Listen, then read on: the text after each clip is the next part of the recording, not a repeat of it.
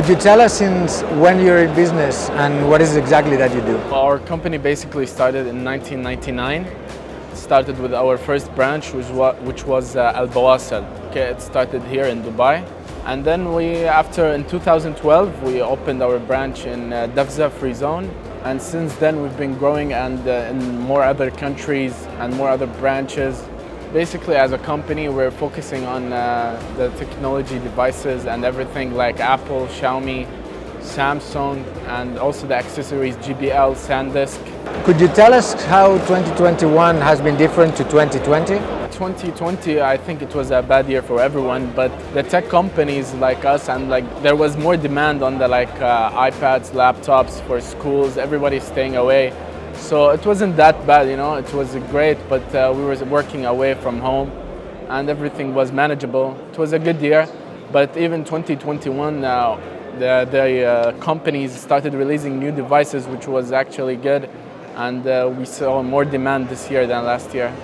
How do you see the market at the moment, and which brands do you do? The market right now, the prices are getting higher, and because there is more demand, new devices are coming out like every 2 weeks from Apple, from Samsung. There's the new iPhone 13, the new Samsung Z Flip, Z Fold, and for the Xiaomi devices also, and Realme. It's getting more popular now, and its prices are going up. That's good for us because we're now official distributor for them and like that. You're one of our exhibitors in gitex 2021. How is your experience so far?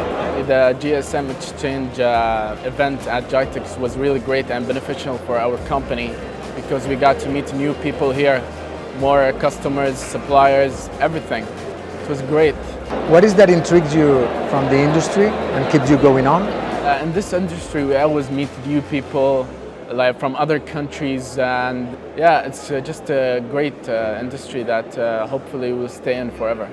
What do the next 1 or 2 years looks in terms of expansion of your company and your business?